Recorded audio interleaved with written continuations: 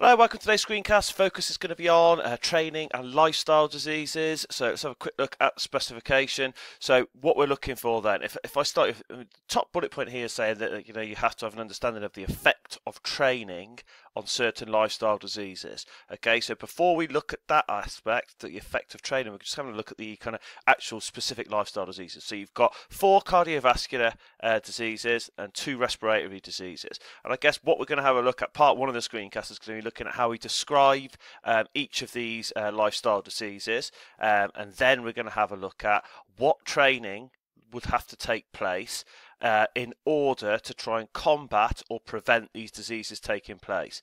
Okay, and we'll have a look at specifically how training, as we know, specifically aerobic training, will lead to adaptations within our kind of cardiovascular and respiratory systems that can actually help prevent these lifestyle diseases. So that's the order of the screencast. Let's have a quick look then. We'll start off with cardiovascular disease. So let's have a look at the first one. Now, when I do this, I'm going to try and make this very, very simple. So when we talk about the 4 lifestyle diseases for both cardiovascular and respiratory, I'm just going to ask you to kind of follow a little protocol which will say what is it, where does it take place, and what is the effect. So every time you answer it, you've got your answer split into 3 that can allow you to get 3 separate points if the question was a 3-mark allocation. Okay, so first one then. Atherosclerosis, and this one works quite nicely because we've got the A here. So atherosclerosis, A, what is it? Well, it's the accumulation of fatty deposits or cholesterol or plaque, but fatty deposits is fine. That's the one I want you to use. Accumulation of fatty deposits, and then we need to think, right, so accumulation of fatty deposits, the build-up of fatty deposits around the coronary artery wall. Now, the key artery with all kind of coronary heart disease, CHD as it is called, or is the coronary artery. So just make sure that is the one you use, which leads to a kind of narrowing of the lumen of the arteries. Okay, so that just means that the kind of circumference of the artery in which the blood travels through is narrowed. Let's have a look at that then. Okay, so if I just show you onto here, what does that mean? So you look here, this would be kind of very low level atherosclerosis until you get to the end here. You can see all the plaque building up here, all the fatty deposits. This then, as you can see here, this is the coronary artery. Okay, so there's a build-up of fatty deposits, and then this narrows the lumen or the circumference at which it can travel. See how big that circumference is there, or the lumen? That means the blood can go through relatively okay. All right, whereas it comes onto here, this is where problems start to happen. Okay, so that will just give you an idea of what that is. If we have a look at the next one there, the next one actually works. If this is atherosclerosis, this is the cause of the next 3 things or 2 things that are going to happen, because if you accumulate fatty deposits around the coronary artery wall, okay, coronary heart disease is going to take place. Okay, so this is caused by atherosclerosis, and basically it's very similar. Okay, so it's the narrowing of the coronary artery, okay, due to this stuff we've said here. So if this is the cause, the kind of name or the kind of overview of the effect is called coronary heart disease. If you have atherosclerosis, this will lead to coronary heart disease, nice and easy, caused by what the one before, narrowing of the coronary artery, and like this, as you can see here. And I suppose the key thing here, if this is the start of it, this is kind of when you're starting to get a permanent kind of disease here. So you look at it thinking, right, what is the effect of it? Well, it increases blood pressure, because blood pressure is the resistance to kind of blood flow. So basically, the blood pressure increases because it can't travel through as fast as it wants to, and this can eventually lead, as you can imagine, if blood's trying to travel through here, it could lead to a blood clot.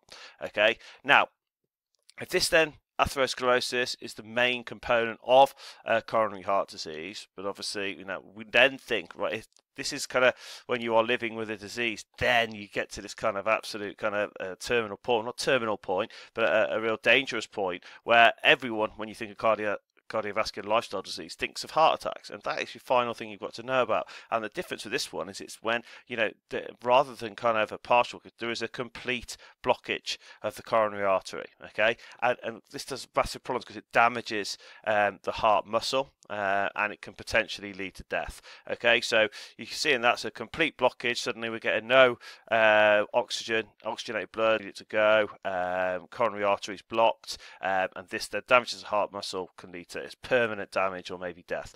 Okay, so that is kind of heart attack. And then if we go on to a final one, which is kind of moves away now from the coronary artery, and we now have a look at something called the cerebral artery, and we're looking at this idea of a stroke. Okay, so a stroke is basically when you have a complete blockage, or a blockage, sorry, of the cerebral artery supplying the brain, and that is the difference now. What happens as a result of that is that there is no oxygen to the brain, and this can lead to a bleeding of the brain. So as you can see, if you just have a look at these, we're thinking, right, we've got the coronary artery, coronary artery, coronary artery, and then we talk about the stroke. Just got to remember it's a cerebral artery.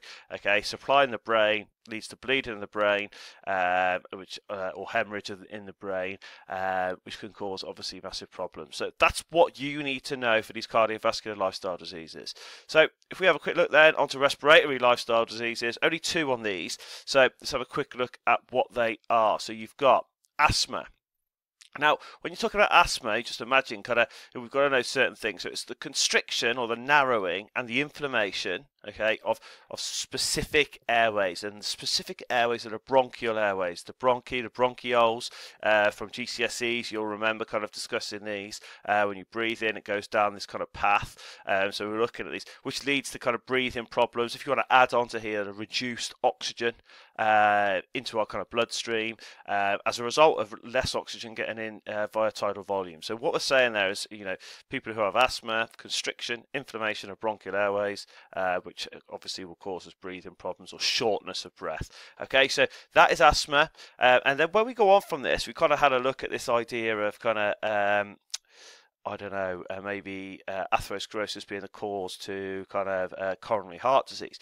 Not exactly the same here, but what we're saying that if asthma is the main disease you have to know about on its own, there is an umbrella term for all lung disease or pulmonary disease, and that's called chronic obstructive pulmonary disorder. Okay, and basically this is an umbrella term, and it's very similar to what we've said here in the way that it's an umbrella term for constriction and inflammation, but this isn't just about the bronchial airways. This is about all respiratory airways, and in particular the lungs. Okay, so I mean, as a result of it, what it's saying is that kind of the constriction and inflammation, the lungs and respiratory airways, so it could be any airway and particularly the lungs. And what this means is, I mean, this could incorporate, I don't know if you want to make extra notes, this could be, what you think of when you think of respiratory lifestyle disease is lung cancer or emphysema. Okay, so when you think of that, this is chronic obstructive pulmonary disorder. It's an example. You could talk about emphysema or lung cancer as this, but this is the description you need to know. If you want to add something on there, for example, emphysema or lung cancer, you can. And what this means is you have a severe inability to exercise, a decreased quality of life, and I suppose the key thing you could add here is permanent. Okay, so it's a permanent kind of disease or disorder due to these key things here. So I've tried to keep the information as similar but with slight differences as possible, so that will make it easier to answer in the exam. I think if you split it up kind of into these what, where, effect, this makes it quite easy to kind of segregate your knowledge. Ultimately, there's very little to learn here. It's just making sure you know those subtle little differences to make sure you get the marks. So let's go on from there. So that is an example, I suppose, of the kind of diseases. If you have a poor lifestyle, if you smoke, if you don't exercise, if you have a poor diet, these are potentially the things that you could get as a result of that. Now, what we have to look at now is this idea of training and how training can actually prevent lifestyle disease. Now, from our knowledge of kind of aerobic training or aerobic capacity, we know that there is a certain protocol within all training programs that we have to follow. So if you're trying to improve your aerobic fitness, or you're trying to improve your aerobic system, you have to follow this FIT principle. And the FIT principle, we're just going to use it in the most basic form. So if you're trying to train to prevent any cardiovascular respiratory lifestyle diseases, you follow the FIT principle. And the key thing we have to look at there is 3 times a week, 60 to 80% of our maximum heart rate. You could go down to 50 with regard to lifestyle diseases, but 60 to 80 will certainly allow you marks. And then from there, you're looking at time as somewhere between 20 and 40 minutes plus. And then the example of activities, it'd be continuous activities such as jogging, cycling, swimming. Now, I put this on here because, it's an idea that in the exam, you might have to sometimes even kind of evaluate the idea of training. Now, if the positive aspects of training to prevent lifestyle diseases are that they give you adaptations. Now, all of us will be kind of aware at this stage of the course that there are certain aerobic adaptations that take place both to the cardiovascular system and also to the respiratory system. Now, this is a point I need to make to you now. There are numerous generic aerobic and aerobic adaptations that take place to cardiovascular and respiratory disease. So for the majority of people listening to the screencast, you will use the memory hooking process where you've got kind of 1 to 10 and you answer those. They are still applicable, and I will talk to you about those in revision sessions or class sessions, depending on which way I will be delivering it to you. But the key focus here now is there are certain specific changes that take place after doing this type of exercise to our cardiovascular and respiratory system that prevent disease. So I'm going to ask you to make these specific ones, and then we'll add on our generic adaptations in the session. Okay, so first one then, if you take part in this type of exercise, this is the thing that happens. Basically, it decreases the levels of low density lipoproteins, and basically what these are those fatty deposits, that plaque, the cholesterol that we talked about before in atherosclerosis. So what it means then, if you exercise, you start to kind of do this type of stuff, it's going to reduce the amount of low density lipoproteins, or LDLs. And as a result of it, or the reason for this in fact, is because of an increase in the opposing lipoproteins, which are high density lipoproteins. And what these are like kind of almost like free radicals, and they will chip away at the plaque or the LDLs or the fatty deposits that kind of located around the coronary artery wall, and it chips away all of that yellow stuff that we saw around the coronary artery, and then allows blood to flow better. So every time you're exercising, you're chipping away any of those fatty deposits caused by poor diet, inactivity, etc. So if we go on from there, that's one specific thing. Now that wasn't in our kind of memory hook process, so it's just worth having that in to make sure we know that this is the most specific effect. And if I ask you just to write one extra little bit here, this will prevent atherosclerosis, because that is the accumulation of fatty deposits and plaque. This will prevent coronary heart disease. Okay, next one. It also decreases our resting blood pressure. Okay, so suddenly, we talked about kind of CHD leading to that rise in blood pressure. So what happens if you exercise? This will decrease our resting blood pressure, and this is really positive because it means there is less resistance for our blood to flow through the arteries. So this means it's way better, way less chance of kind of blood clots, way less chance of heart attacks and the like. So that's an example of how specific examples that we haven't looked at with our aerobic adaptations that would help our fight against cardiovascular disease.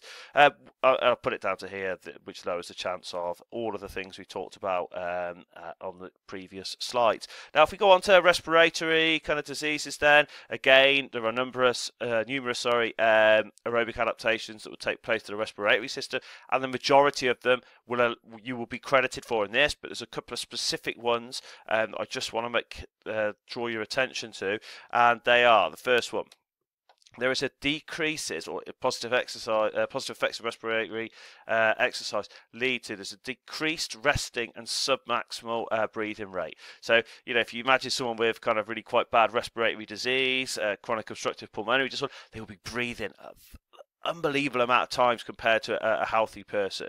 Okay, so what this does is if you start to exercise, it actually decreases the breathing frequency that takes place at rest and even at low level exercise. So it doesn't mean you're not working as hard to get the oxygen in, you're not putting as much strain on our kind of lungs, etc. So that's one thing, one specific. If I went on from there, there's another thing that what also happens is we increase our lung volume. So we can now, rather than having lots of a really high breathing rate, but with shallow kind of tidal volume or minute ventilation, now what we have is kind of when we do breathe, we can increase our tidal volume in minute ventilation because we breathe in more oxygen when we take deeper breaths. Okay, and this is a real positive rather than these shallow frantic breaths that would take place for someone who had either say for example asthma, or in a worst case scenario emphysema, chronic obstructive pulmonary disorder, anything under that umbrella there. Okay, and as a result of this, this will lower the chance of asthma, chronic obstructive pulmonary disorder, which are the things we're looking at. Now, very important, I just finish this off by saying these are really specific things that are linked directly to the kind of cardiovascular and respiratory diseases. It's really important that you have an understanding that if this takes up part of a kind of extended answer, there are all of the kind of cardiovascular adaptations and respiratory adaptations to aerobic exercise come into play, and I will show you specifically how we kind of segregate our answer to make sure that we're looking at aerobic adaptations for cardiovascular system and aerobic adaptations for respiratory system,